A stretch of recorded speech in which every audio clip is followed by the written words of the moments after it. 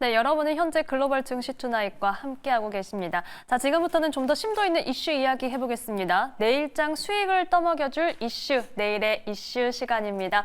자, 오늘은 오로라 투자자문 이슬희 팀장과 함께합니다. 팀장님 안녕하세요. 네, 안녕하세요. 네, 오늘의 주제도 바로 확인해 보겠습니다. 오늘의 주제는요.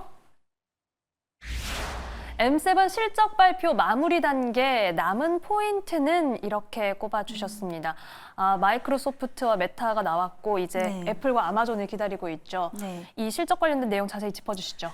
네, 우선은 이제 조금 그 기업별로 차별화되는 이런 좀 실적들을 발표를 한 것 같습니다. 그래서 지금 M7 같은 경우에 사실 그 S&P 500에 있어서 차지하는 비중이 한 23%가량 된다라고 좀 보시면 될 것 같고요. 네. 그만큼 이제 메가캡 관련된 속해 있는 기업들이 지금까지 이제 미국 증시를 좀 이끌어 왔다라고 좀 판단을 해보시면 될 것 같습니다. 근데 이제 뭐 사실 AMD 관련해서 최근에 이제 그 가이던스에 대한 어떤 전망치가 굉장히 좀 하향 조정이 되면서 이 부분이 조금 급락 부분으로 좀 이어지고 있다라고 좀 판단이 되고 있는 상황인데요. 네. 사실 이런 영향을 좀 받다 보니까 엔비디아도 오늘 조금 급락이 계속해서 덩달아서 좀 나오는 게 아닌가라고 좀 판단이 되고 있는 상황입니다. 네, 어쨌든 지금 AMD에 대한 사실 실적도 상당히 좀 중요했던 부분들이거든요. 왜냐하면 이제 엔비디아의 또 대항마이기 때문에 네. 사실상 이번 실적 발표가 미리 이제 엔비디아의 다음 달에 있을 실적을 좀 가늠해 볼 수 있는 어떤 중요한 좀 지표였었는데 이게 지금 이제 예상치 가이던스 자체가 좀 하락을 하게 되면서 엔비디아도 덩달아서 좀 하락이 지속적으로 좀 나오고 있는 상황이라고 좀 보시면 될 것 같고요. 어쨌든 이런 충격은 조금 피해 갈 수는 단기간에 없지 않나라고 좀 판단이 되고 있습니다. 근데 어쨌든 저는 이제 전반적인 좀 추세 자체가 좀 중요하다라고 보고 있는데 결국에 이제 AI 관련해서는 이제 분기마다 이제 실적에 대한 눈높이는 계속해서 뭐 높아질 것이다라고 예전부터 좀 말씀을 드렸었잖아요. 네. 근데 이거는 사실 계속 맞출 수는 또 없는 부분이거든요. 당연히 뭐 성장기가 있으면 둔화가 되는 시기가 있을 수밖에 없는 상황이기 때문에 뭐 중간중간에 사실 이제 하락 조정 이런 부분들은 좀 나올 수 있어도 결국에는 이제 추세적으로 저는 지속적으로 좀 우상향할 가능성이 상당히 높다라고 보고 있고요. 또 이제 미국 대선을 앞두고 있는 이런 상황이기 때문에 아무래도 이제 적극적으로 이제 매수를 하려는 심리보다도 조금 팔려고 하고 관망하려는 심리가 미국 증시나 이제 우리나라 증시나 좀 강해질 수밖에 없다라는 측면에서 봤을 때 지금은 조금 한 발 물러나서 조금 시장을 관망하시는 좀 태도로 보시는 게 좀 맞지 않나라고 말씀을 좀 드리겠고요. 그리고 사실 엔비디아 같은 경우에 이제 AMD가 실적을 보더라도 완전히 지금 똑같이 가지는 않을 수도 있습니다. 물론 이제 엔비디아도 지금 3분기 실적이 예상보다는 좀 저조할 수 있다라는 의견들이 좀 나오고 있는 상황인데 사실 엔비디아 같은 경우 이제 4분기부터 이제 블랙엘에 대한 또 기대감도 있는 상황이기 때문에 이거는 실질적으로 이제 실적을 좀 열어봐야지 좀 판단을 해볼 수 있지 않을까라고 좀 판단이 되고 있는 상황이고요.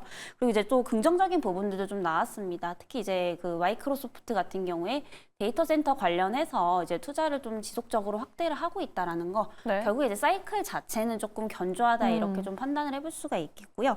일단 MS 같은 경우에 지난해까지 오픈 AI에 총 140억 달러 정도로 이제 투자를 했다라고 보시면 될 것 같습니다. 그래서 지금 3, 4분기에 이제 그 장비 구입에 쓴 돈만 전년 동기 대비해서 한 50%가량 증가를 했다라고 보시면 될 것 같고요.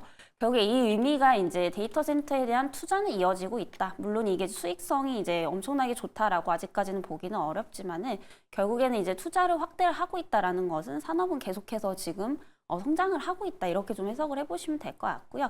앞서서 말씀드렸다시피 이제 성장률은 굉장히 좀 양호한 편인데 폭이 조금 둔화가 되고 있는 시점은 좀 맞지 않나라고 판단이 되고 있습니다.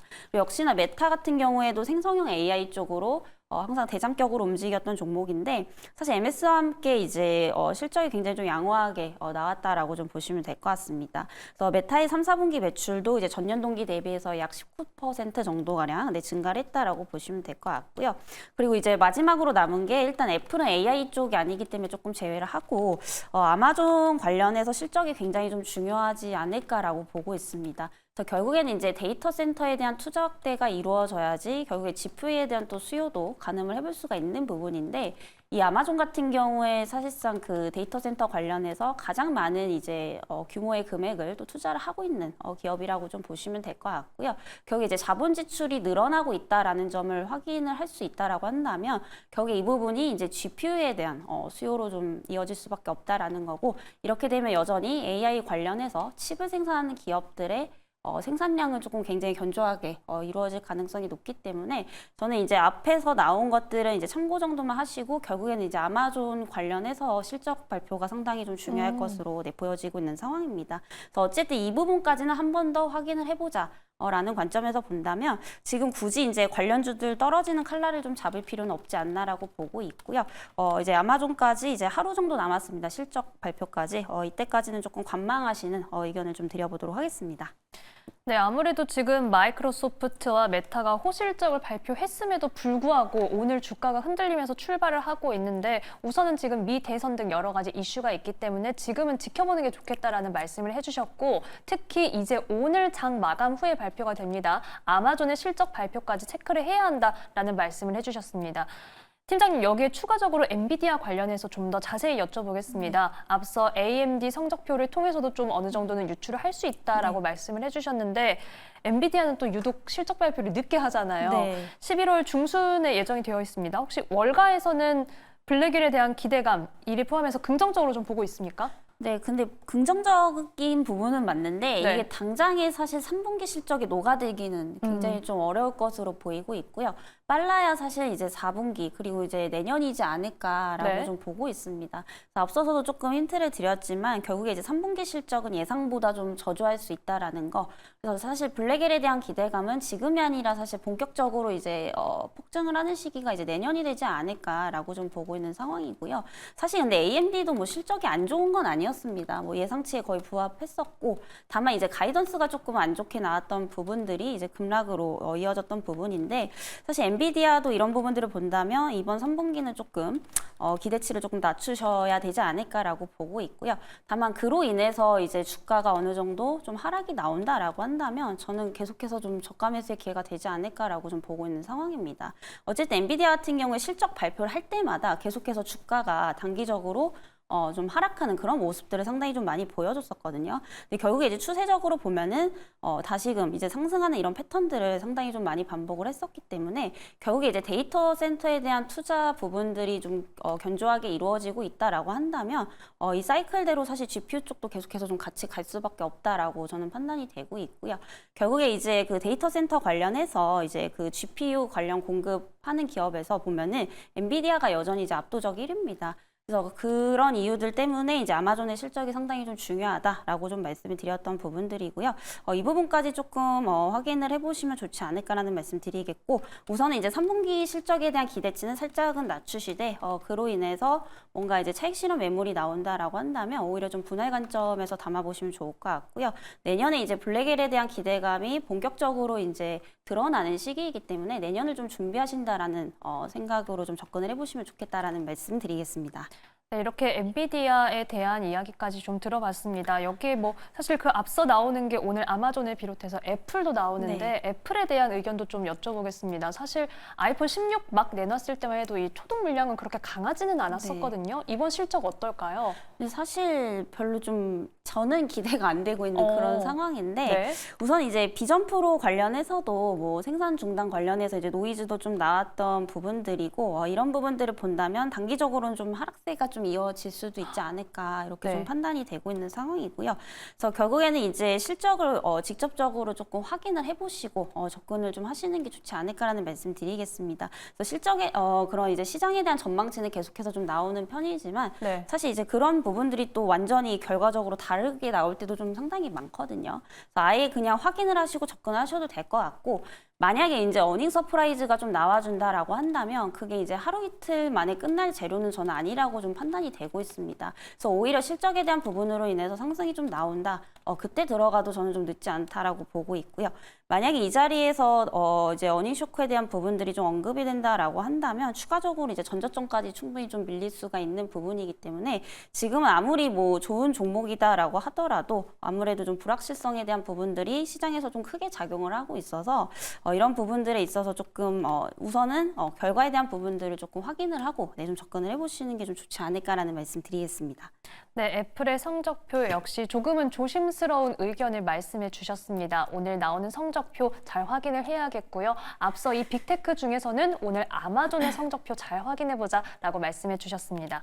자, 그렇다면 앞으로의 시장 전망 이제 얘기를 들어볼게요. 사실 국내에서도 이런 빅테크들의 흐름을 결국은 영향을 받을 수밖에 없는데 지금 앞으로 우리 시장에서 어디 쪽에 좀 주목을 해보면 좋을까요? 네, 우선은 이제 당연히 HBM 관련해서는 아직까지는 SK하이닉스가 좀 독보적이다라고 저는 좀 판단이 되고 있고요. 우선은 이제 대규모 납품이 가능한 유일한 기업이다라고 좀 보시면 될 것 같습니다. 그리고 최근에 이제 사실 하이닉스도 실적이 굉장히 좀 좋게 나왔었거든요. 그래서 3분기 영업이익이 7조 원대가 나오게 되면서 어닝 서프라이즈를 좀 달성을 했었습니다. 결국에 이것도 지금 아마존하고 좀 연결해 볼 수가 있는 게 결국에 이제 아마존의 그런 데이터 센터 투자 확대 이런 부분들이 좀 확인이 된다라고 한다면 결국 이제 HBM 수요는 같이 좀 증가를 할 수밖에 없는 부분들이거든요.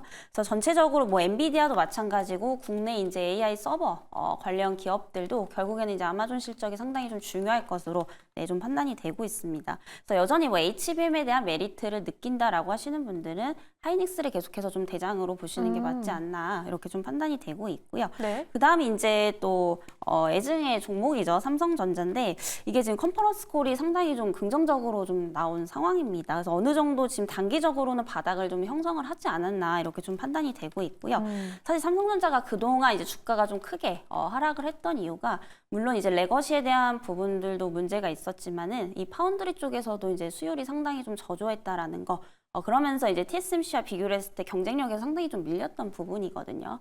그리고 지금 이제 완제품 관련해서도 상당히 지금 그 중국 쪽에 좀 밀리고 있는 그런 상황이기 때문에 굉장히 좀 돌파구가 많이 필요했었다라고 좀 판단이 되고 있습니다. 그래서 결국에는 이제 가장 이제 밀렸던 큰 원인이 HBM 관련해서 이제 콜 테스트 통과 이 부분이 가장 컸었는데 이게 지금 어느 정도 이제 단계가 마무리되고 있다. 본격적으로 이제 공급을 하겠다라는 이제 이야기가 나오면서 오늘 이제 장중에 좀 강하게 반등이 좀 나왔던 상황입니다. 그래서 결국에 이제 악재적인 부분 한 가지 부분은 어느 정도 좀 해소가 된 게 아닌가라고 좀 판단이 되고 있고요. 다만 이제 하이닉스와 조금 비교를 해보자라고 한다면 상승폭은 조금 제한적이지 않을까. 저는 좀 이렇게 보고 있습니다. 그래서 만약에 이제 HBM3 12단부터 내년에 이제 만약에 4까지 엔비디아 쪽에 공급을 한다라고 한다면 이제 공급은 할 수는 있겠지만은 사실상 점유율을 봤을 때 하이닉스 쪽에 좀 밀리지 않을까 여전히 좀 이렇게 보고 있고요. 아직까지는 1위가 하이닉스 그리고 2위가 마이크론이고 그 다음이 이제 삼성전자가 될 가능성이 상당히 좀 높기 때문에 네. 사실 HBM이라는 키워드를 본다면 하이닉스 쪽을 좀 더 보시는 게 맞지 않나라고 보고 있고요. 물론 이제 삼성전자 쪽에도 메리트는 있습니다. 바로 이제 가격적인 메리트가 지금 있는 상황이기 때문에 상당히 좀 저평가 국면에 있다라는 점에서 단기 관점에서는 한번 좀 접근을 해보셔도 좀 좋지 않을까 이렇게 말씀드리겠고요. 네. 네, 마지막으로는 이제 그 장비 업체까지 좀 보시면 좋을 것 같습니다. 오늘 테크윙이란 종목이 상당히 좀 강세를 보였는데 사실 이제 장비 쪽도 사실 그 이제 기술력에 대한 중요성이 상당히 좀 부각이 되고 있는 시점이다라고 보시면 될 것 같고요. 최근에 이제 큐버 프로버라는 이제 그 테스트 장비를 연내 마무리할 것으로 좀 보이고 있는 상황입니다. 그래서 아무래도 이제 늦어져도 내년 상반기쯤에 통과가 좀 될 것으로 보이고 있는 상황인데 사실 HBM 같은 경우에 계속해서 지금 기술이 좀 발전을 할 수밖에 없거든요. 그래서 지금 12단이라고 보시면 될 것 같은데 이제 앞으로는 4나 5, 6까지 계속해서 좀 나올 겁니다. 네, HBM 같은 경우에 이제 제조를 할 때 일반 D램과 비교를 해서 수율적인 부분에서 이제 굉장히 좀 어렵죠. 잘 뽑아내기가 양품을. 그래서 아무래도 이런 이제 장비에 대한 기술력 이게 상당히 좀 중요해지고 있는 그런 시점이기 때문에 앞으로 이제 HBM에 대한 메리트를 느끼신다라고 한다면 이제 미세공정 관련해서 이제 장비를 또 공급을 하고 있는 기업들을 저는 좀 같이 보셔야 되지 않나라고 좀 판단이 되고 있고요. 이에 따라서 지금 테크윙이 좀 대장격으로 상승을 좀 하고 있는 이런 상황이기 때문에 SK하이닉스와 함께 이제 테크윙도 같이 한번 좀 눈여겨보시면 좋겠다라는 말씀 드리겠습니다. 네, 이렇게 국내 시장 동향에 대해서도 좀 체크를 해봤습니다. 결국은 앞서 짚어주신 이 M7 실적 발표 마무리를 통해서 이 산업 동향을 확인해야 하는 가운데 데이터 센터 투자 확대는 HBM 수요 확대로 이어질 수밖에 없다. 이 HBM이라는 키워드에서는 SK하이닉스가 강하고 다만 단기적으로는 가격적인 매력이 삼성전자에서 나오고 있다라는 내용도 짚어주셨고요. 테크윙에 대한 관심도 함께 말씀을 해주셨습니다. 자, 이렇게 지금 반도체주에 대한 이야기를 좀 해봤는데요.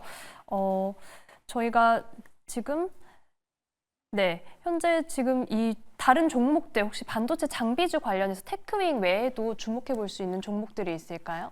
상당히 좀 많이 있지만 굳이 하나 더 꼽자면 이제 한미반도체 관련해서 같이 보시면 좋을 것 같고요. 네. 최근에 이제 한화인더랑 좀 경쟁을 하게 되면서 이제 한미반도체의 독점이 깨지는 게 아니냐 이런 우려들이 좀 나오고 있는 상황인데 아직까지는 상당히 좀 이르다라고 보고 있습니다. 그래서 한화인더 같은 경우에 그동안 이제 콜테스트 관련해서 이제 그 기대감으로 좀 상승을 했었는데 아직까지는 이제 공급을 본격적으로 좀 하는 게 아니다라고 좀 판단이 되고 있는 상황이고요. 그래서 이런 부분들을 본다면 여전히 TC본더 이제 8단 관련해서는 한미반도체가 실질적으로 대규모로 납품을 할 수 있는 기업이기 때문에 단기간에 그 독점 체제가 좀 깨지기는 어렵지 않나라고 좀 판단이 되고 있습니다.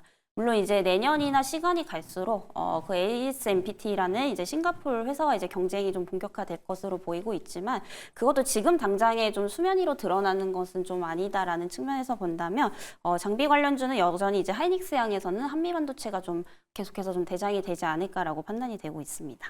네, 장비주 안에서 한미 반도체에 대한 이야기까지 함께 들어봤습니다. 자, 내일의 이슈 오늘 말씀은 여기까지 듣겠습니다. 지금까지 오로라 투자자문 이슬희 팀장과 함께했습니다. 오늘 말씀 고맙습니다.